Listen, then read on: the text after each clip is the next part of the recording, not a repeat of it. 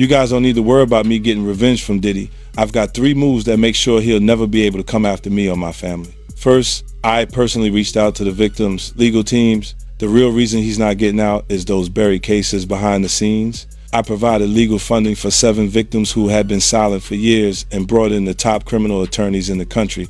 Second, I bought up every potential post-release business deal he had lined up. I planned this 2 years in advance, so by the time he got sentenced and still had hope of getting out, every partner had already cut ties with him. Third, I don't just have evidence, I've got backups. This is an entire minefield that's been buried for 20 years. I uncovered every secret from the last 30 years. With testimonies from the victims, we interviewed over a dozen people he tricked, threatened, or violated. You think that's harsh? No, he destroyed other people's lives for decades. I'm just making sure he spends a few extra years in prison for it. I'm not afraid of his people, not afraid of his threats. I know he's still in there fantasizing about a comeback, but the truth is, he's never coming back. It's really hard for y'all to discern what's real and what's true, you know? And I've been seeing y'all memes and stuff. People be making memes. I see the memes. I see them now. Some of that stuff is funny. Some of it's funny. But I haven't addressed any of this publicly, but I just want to say this very clearly.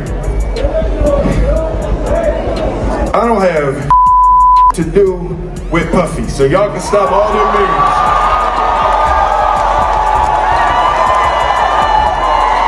I can stop all of that. I ain't been nowhere near no damn freak off. Listen, I do enough of my own. Don't be putting me in other people's. For years, some of entertainment's most powerful figures operated behind quiet protection. Not because warning signs were absent, but because challenging influence came with consequences. Now, as 50 Cent moves forward with a documentary focused on structure rather than speculation, scrutiny surrounding Diddy and renewed attention around Will Smith raise one central question. How much stayed hidden simply because silence protected power, status, and access for years? Dating J-Lo, Will Smith and Jada tried to pick her up on a threesome and you were gonna beat up Will Smith. Is that true?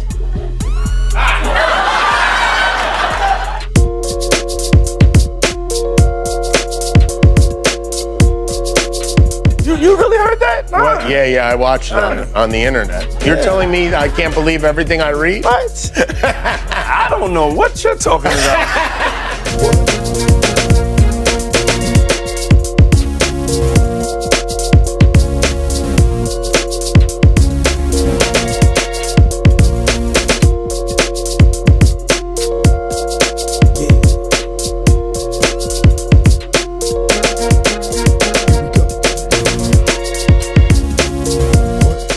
For years, Hollywood survived through a predictable formula: remain silent, protect the network, and allow public attention to fade naturally. But that approach only works until pressure becomes impossible to contain. Now, with 50 Cent releasing his documentary at the exact moment when avoidance no longer guarantees safety, the industry faces a reality where silence no longer functions as protection and carefully. Crafted distance no longer controls the narrative. He should have never slapped Chris. I'm not watching the movie. It's not happening. You don't understand. Do you understand why he slapped Chris? Did you see in that moment from probably what he was dealing with? What was he dealing with? What the f was he dealing with? Something made him slap his brother, man. No, something didn't make him snap anything. He laughed at that bad joke that Chris said like everybody else. And then Jada looked at him and it was like the Manchurian Candidate. Not the Manchurian. Real life. If that shit ain't real life, It ain't real life. Just ain't real thing. Real life street stars. You know what time it is. Now I have to ask before we get out because I don't want to forget it. Your earrings just reminded me of Black Power, Black Excellence, and I just need your take on it because Emancipation comes out in 1 hour. Came out December 9th, which is today's the 9th, right? That's such a fucking below the belt fucking question. No, but I just got It's the only below the belt question that you asked because you already know what's gonna happen. Don't front. We've been down there. Fuck Will Smith. No, wait. He can kiss my ass. Wait. He should have never slapped Chris. I'm not watching the movie. Damn it. It's not happening. You don't understand. Do you understand why he slapped Chris? Did you see in that moment from probably what he was dealing with? What was he dealing with? Shit, I don't know. What the fuck was he dealing with? Something made him slap his No, brother, man. something didn't make him snap anything. He laughed at that badass joke that Chris said like every fucking body else. And then Jada looked at him and it was like the Manchurian Candidate. Not the Manchurian. Not the Manchurian. God damn it.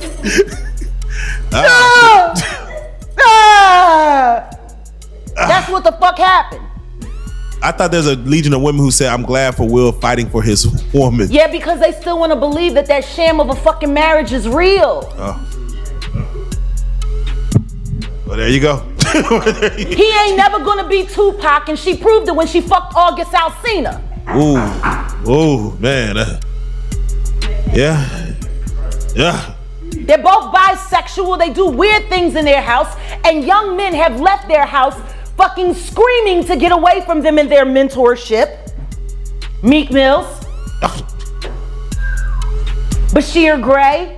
By Transformings, the absence of response into part of the story itself, the focus shifts toward how hesitation gradually evolved into a shield instead of restraint. When systems survive through delayed accountability, speaking publicly is never a harmless decision. It challenges structures that operated without resistance for years. And if silence once carried influence, its collapse forces a far more uncomfortable question. What exactly was that silence protecting all along?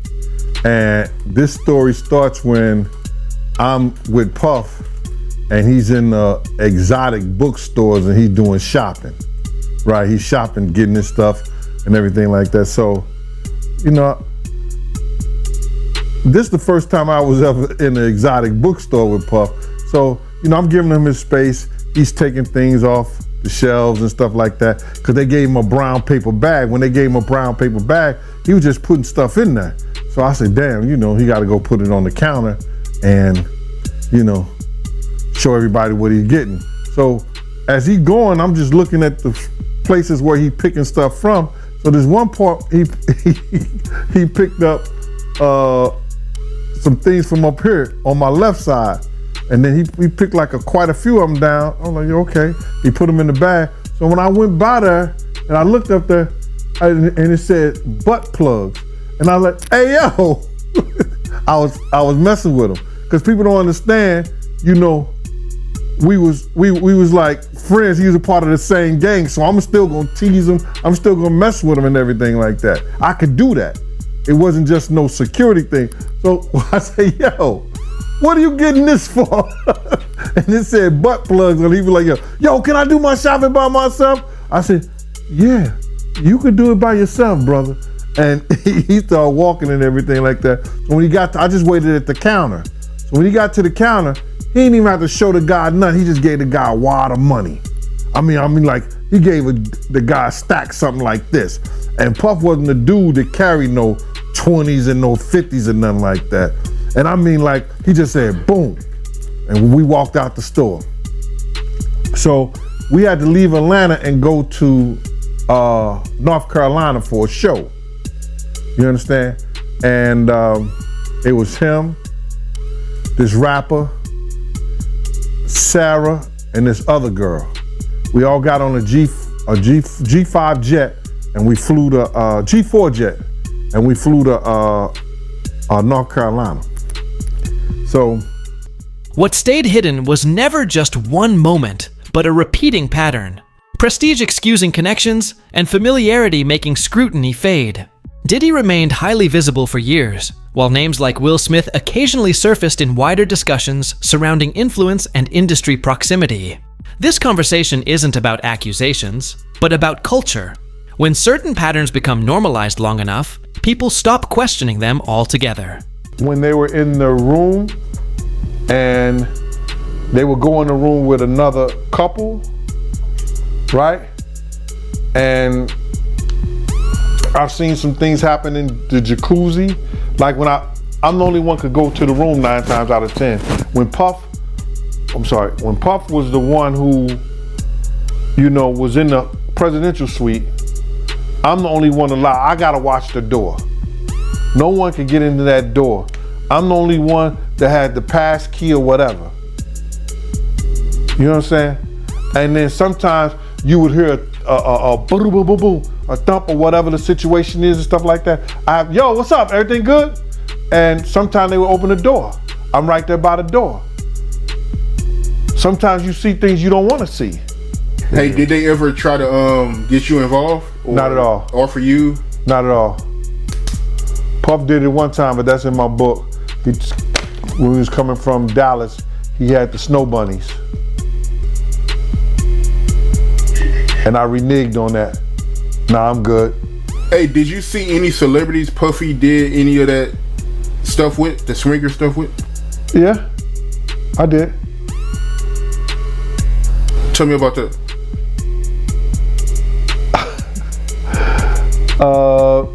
I think I told you about that. One time, him and somebody, him, Sarah, and this young girl flew from Atlanta.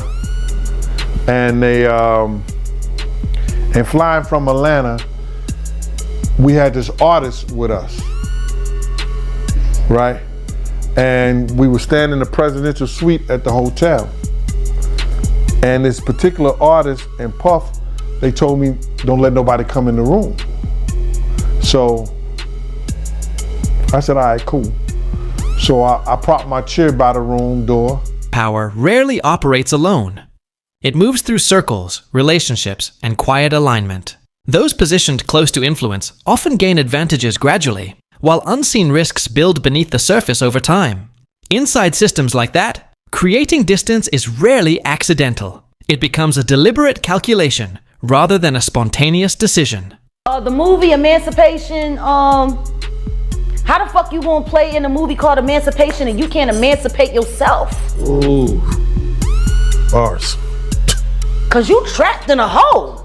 My nigga, you trapped in a hole. This bitch clowning you day after day after day after day. And once again, I hate saying these things because their children are dope. But Jaden's kind of MIA. And considering that he emancipated from their household at 16 and refused to come back even to do family interviews. You know? Yeah. Willow's just kind of, she's dope.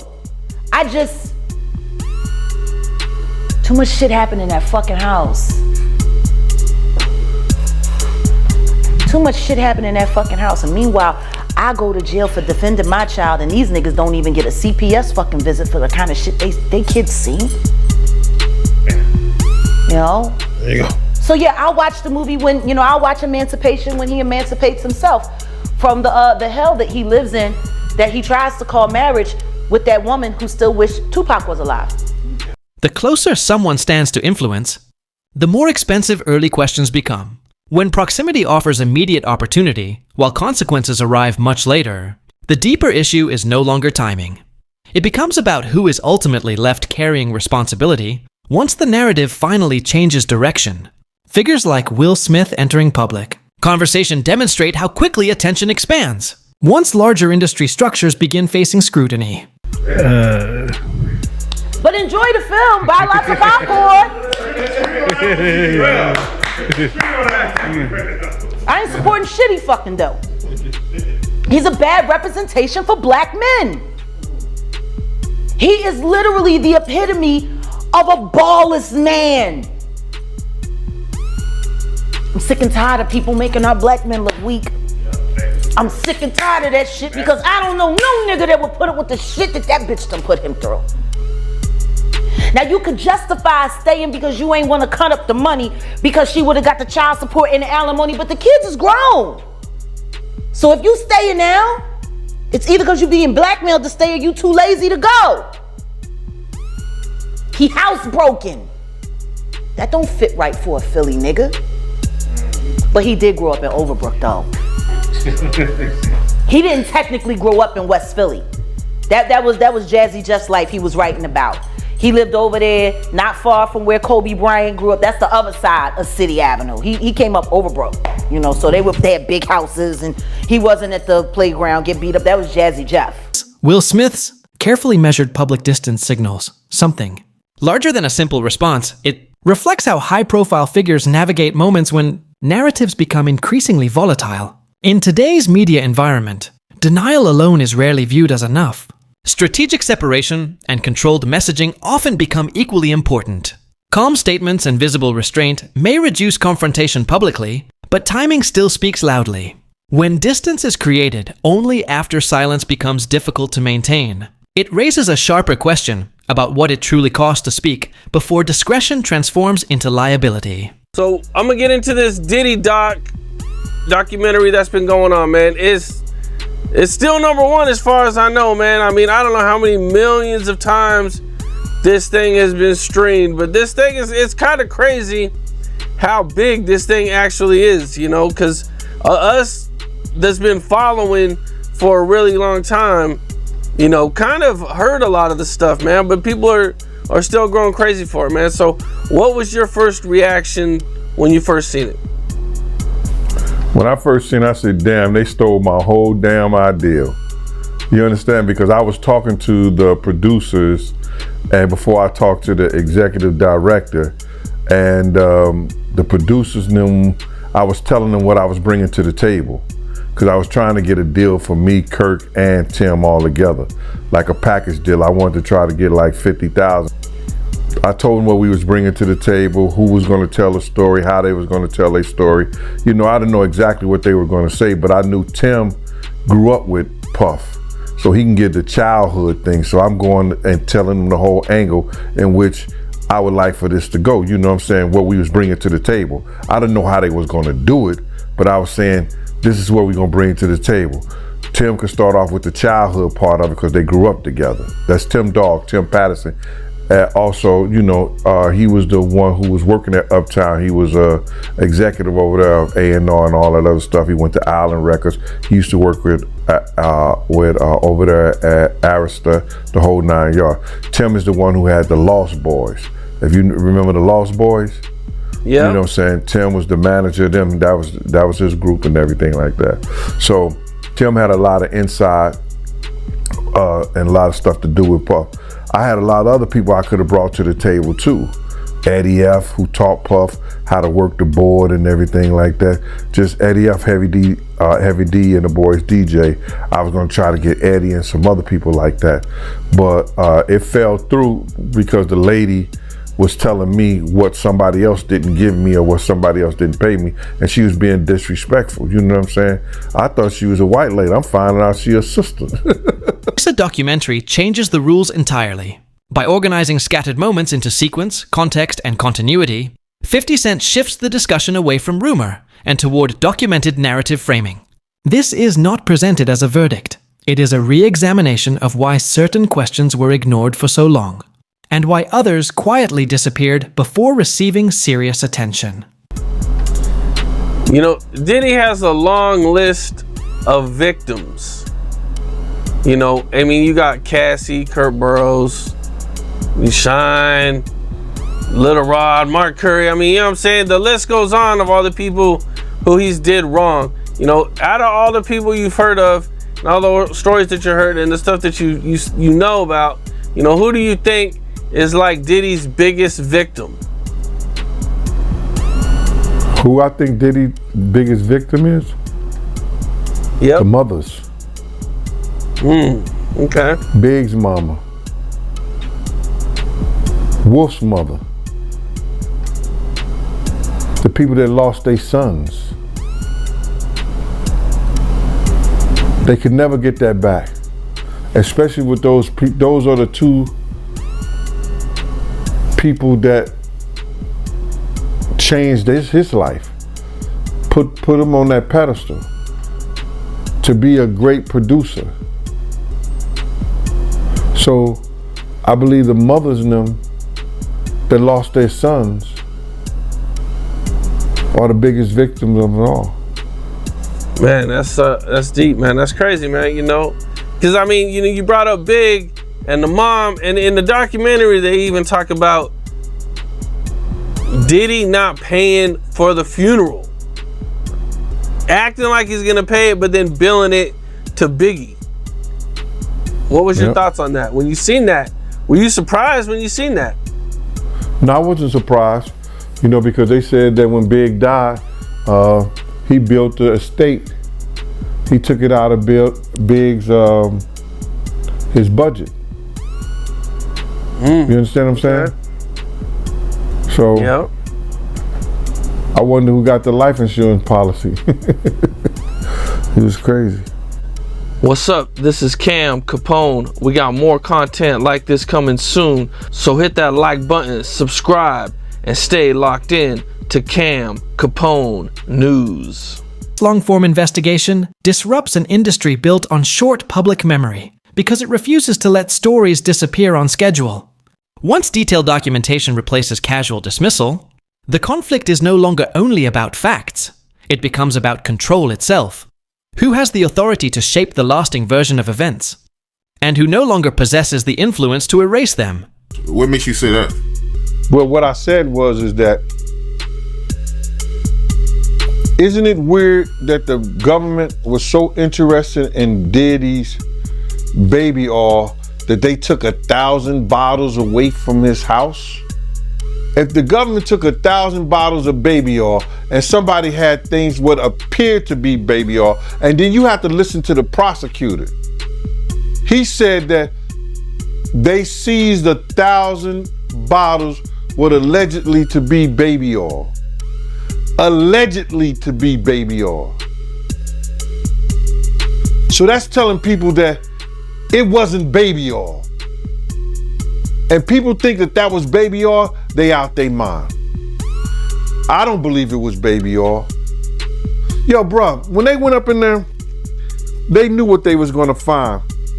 They knew what was ever in that baby oil or that those bottles that appeared to be baby oil, they knew about that at first. You gotta realize 9 times out of 10, that individual that got caught at the airport,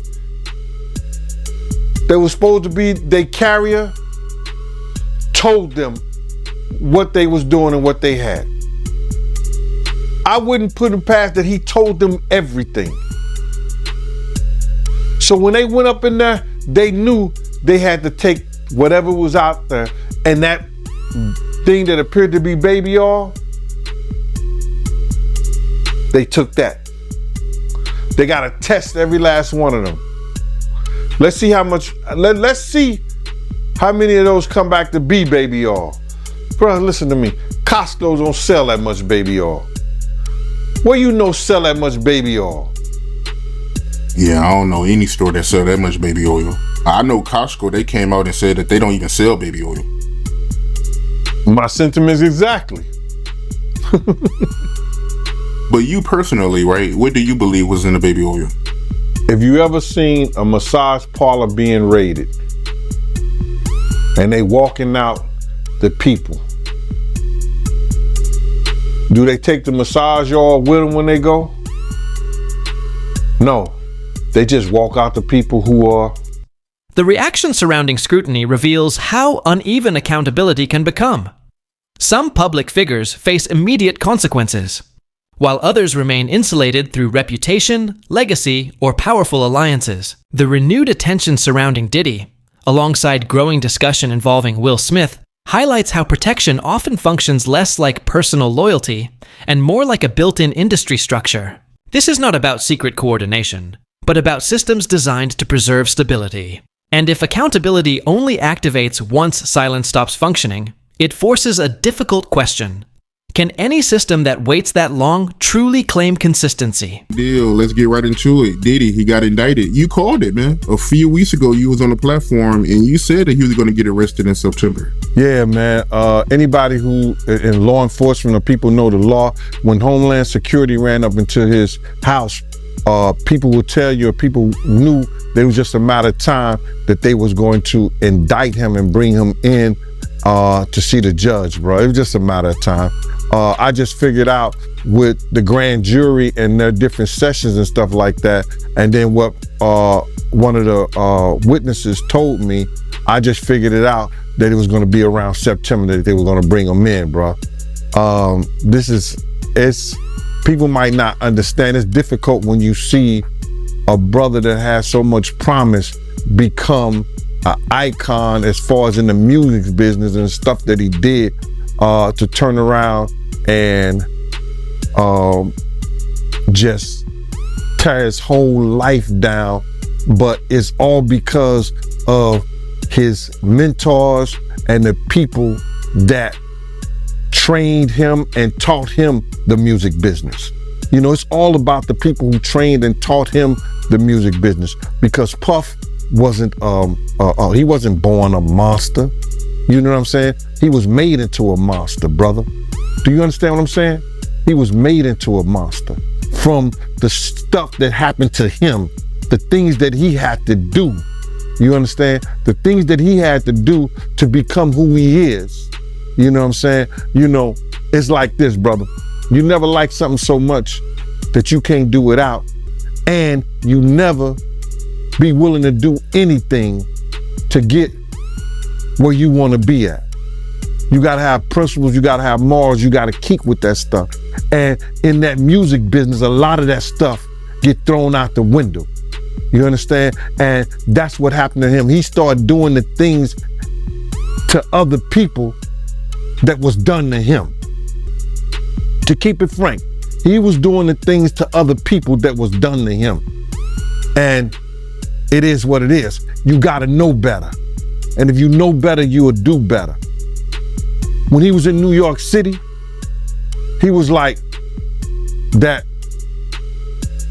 gecko from the Geico commercial.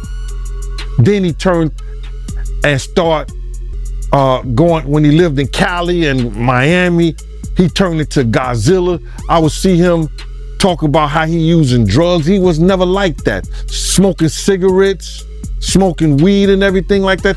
He turned into something that you could consider a monster, bruh. Then he started doing things to people. You understand that?